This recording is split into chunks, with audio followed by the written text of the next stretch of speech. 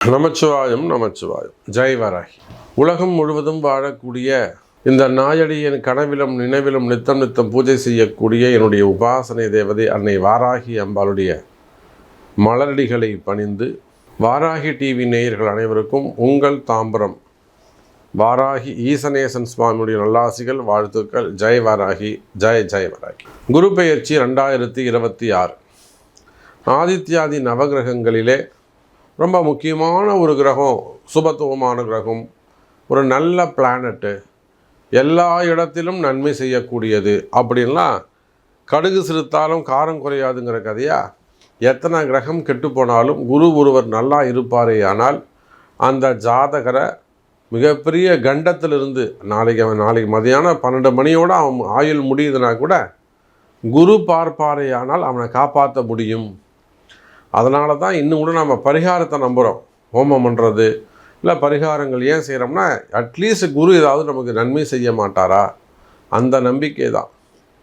அப்போ எப்பேற்பட்ட கண்டமே ஆனாலும், உயிர் போகக்கூடிய விதியே ஆனாலும் குரு அப்படி பார்த்துட்டாருனாக்கா அந்த விதியை கூட நம்ம ஜெயிக்க முடியும். அப்பேற்பட்ட ஒரு பவர்ஃபுல் பிளானட்டு, மிகப்பெரிய சக்தி வாய்ந்த ஒரு கிரகம் எதுனா இந்த குரு பகவான். அந்த குரு மே மாதம் 26ஆம் தேதி 26/5/2026 செவ்வாய்க்கிழமை, வைகாசி 12ஆம் தேதி.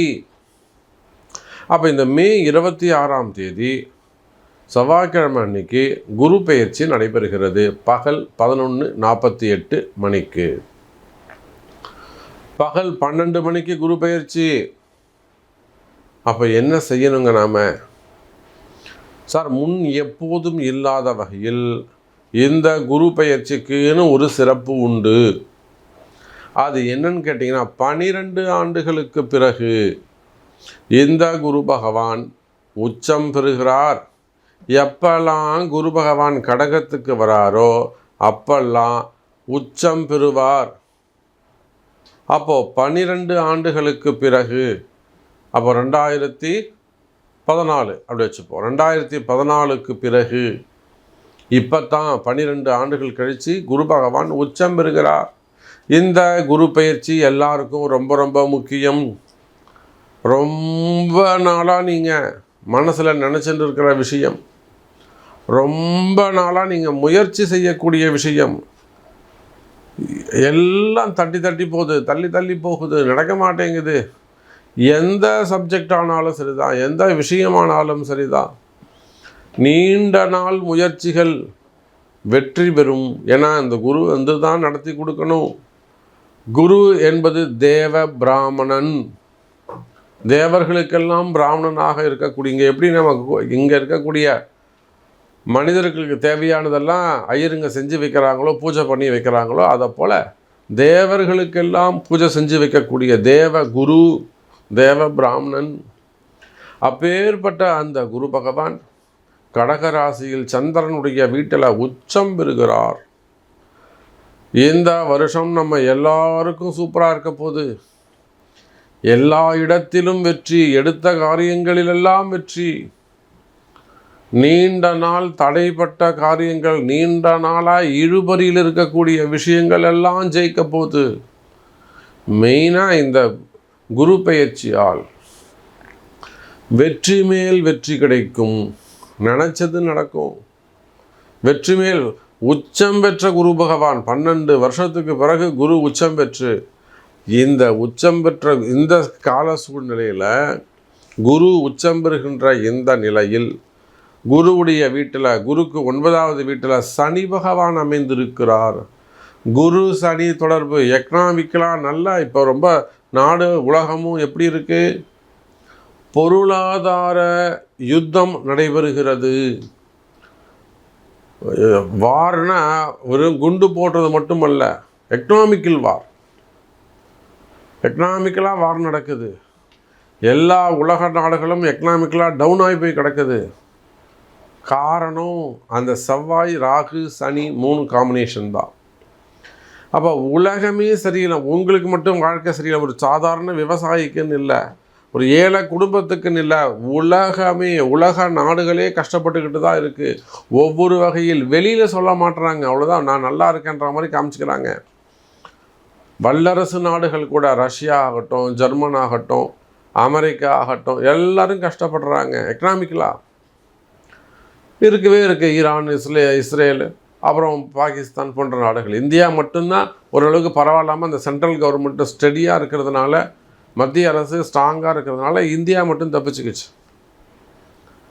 அப்போது இந்த குரு பயிற்சியால் சாதாரண சுப்பனும் ராமசாமியும் முனுசாமியும் இல்லாமல் யாராக இருந்தாலும் உங்களுடைய பொருளாதாரம் முன்னுக்கு வரப்போகுது. இந்த குரு பயிற்சியால் நீங்கள் எங்கு இருந்தாலும் யாராக இருந்தாலும் உங்களுடைய முயற்சிகள் வெற்றி பெறப்போகுது, ஜெயிக்க போகிறீங்க நீங்கள். அப்போ இதுக்கு நாம் என்ன செய்யணும் அப்படின்னு கேட்டிங்கன்னா, உலகம் முழுவதும் வாழக்கூடிய அன்பு பக்தர்களே, நீங்கள் வேர்ல்டு வைடு எங்கே இருந்தாலும் சரி, இந்த குரு பயிற்சி பரிகார ஹோமம், மாபெரும் குரு பயிற்சி பரிகார ஹோமம் நடக்குது. இந்த ஹோமத்தில் உங்கள் பேராசியை சொல்லி நீங்களும் பார்ட்டிசிபேட் பண்ணணும், பங்கு பெற வேண்டும் என்று சொன்னால் கீழே தெரியக்கூடிய அந்த நம்பருக்கு கால் பண்ணி உங்களுடைய ப்ரேயர்ஸை சொல்லுங்கள். எதுக்காக நீங்கள் அந்த ஹோமத்தில் கலந்துக்கணும், பரிகாரம் பண்ணணுங்கிறத சொல்லி அதற்கான கட்டணத்தை செலுத்தி பரிகாரத்தில் வழிபாடுகள் செய்து வெற்றி பெறுங்கள். வாங்க, ஒவ்வொரு ராசிக்கும் தனித்தனியாக எப்படி இருக்குன்னு பார்க்கலாம். தனுசு ராசி அன்பர்களே, இதனால் வரையில் ராசிக்கு 7ஆம் இடத்தில் இருந்து வந்த குரு பகவான் 8ஆம் இடத்தில் மறைவு.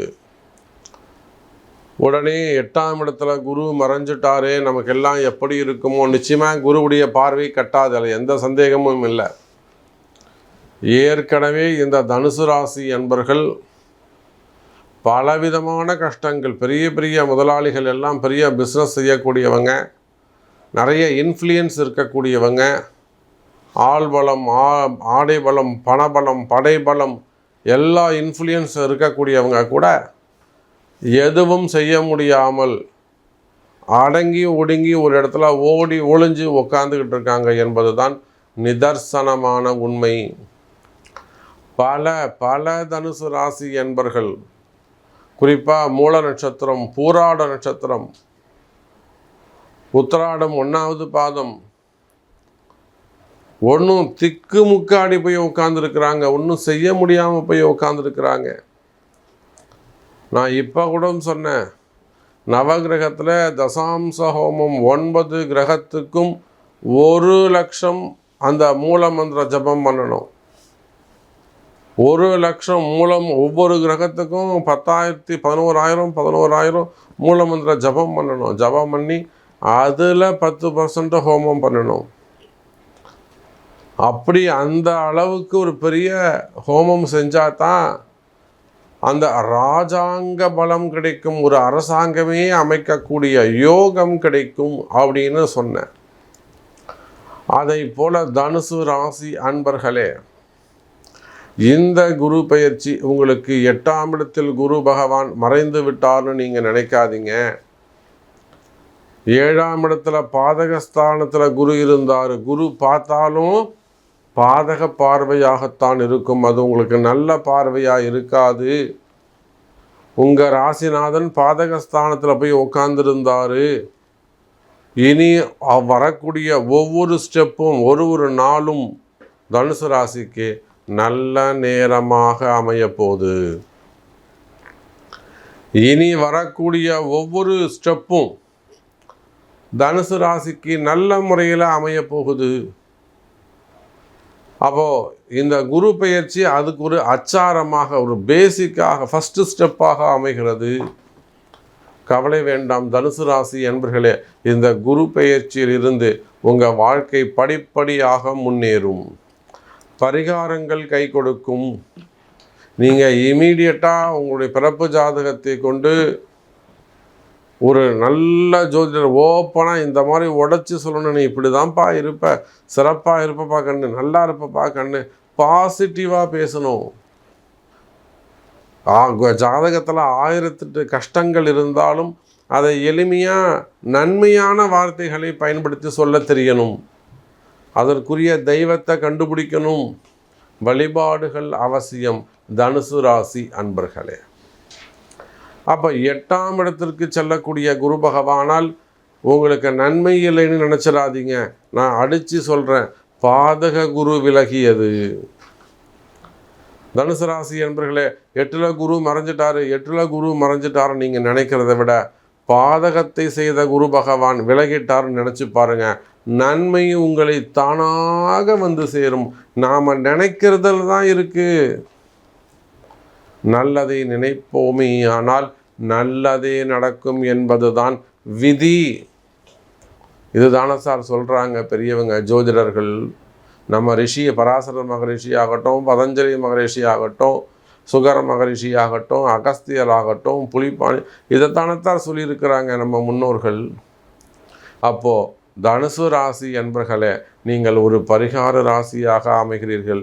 குரு பெயர்ச்சி பரிகாரம் கட்டாயம் உண்டு. நிச்சயமாக செஞ்சுக்கோ. உங்களுடைய பிரார்த்தனைகள் எதுவாக இருந்தாலும், அது குடும்ப கஷ்டமாக இருக்கலாம், குடும்ப பிரச்சனையாக இருக்கலாம், குடும்பத்தில் நிறைய விஷயங்கள் நிம்மதி இல்லாமல் இருக்கலாம். புரியுதுங்களா? குடும்பத்தில் நிறைய விஷயங்கள் நிம்மதி இல்லாமல் இருக்கலாம். அதே போல் தொழில் பிரச்சனைகள், நிறுவனங்களில் வரக்கூடிய பிரச்சனைகள், நிறுவனங்களில் ஏற்படக்கூடிய சில பிரச்சனைகள் அதுவாக இருக்கலாம். அப்போது அந்த மாதிரி வருமான பிரச்சனையாக இருக்கலாம், கடன் சுமைகளாக இருக்கலாம், கடன் பிரச்சனைகளாக இருக்கலாம், வம்பு வழக்குகளாக இருக்கலாம், வீண்பழி அவமானங்களாக இருக்கலாம், தலைகுனிவாக இருக்கலாம், உடல்நிலை ஆரோக்கியம் சம்பந்தப்பட்ட பிரச்சனை, மன பயமாக இருக்கலாம், மன கஷ்டமாக இருக்கலாம், மனக்குழப்பமாக இருக்கலாம். அப்போ இந்த மாதிரி எந்த பிரச்சனைகள் இருந்தாலும் கவலை வேண்டாம் தனுசு ராசினியர்களே. இந்த குரு பயிற்சியால் அவங்க சரி பண்ண முடியும். அதுக்கு வழி இருக்குது. ஆமாம், யார் இப்போ குரு 8ல் மறைஞ்சிட்டாரு, தனுசு ராசி பரிகார ராசின்னு சொன்னால் நம்பாதீங்க. பரிகாரம் உண்டு, பரிகாரத்தில் கலந்துக்கோங்க, நல்லது தான் நடக்கும். அதுக்கு தான் நானே ஓப்பனிங்கில் சொல்லியிருக்கேன், நம்மகிட்டே அந்த பரிகாரம் நாமளே அந்த பரிகார ஹோமம் பண்ணுறோம். நினைத்தது நடக்க வேண்டும் என்று சொன்னால், நீங்கள் நினைச்சது ஜெயிக்கணும்னு என்று சொன்னால், நினைத்தது நிறைவேறும். கவலை வேண்டாம், பரிகாரம் கை கொடுக்கும் தனுசு ராசி அன்பர்களே.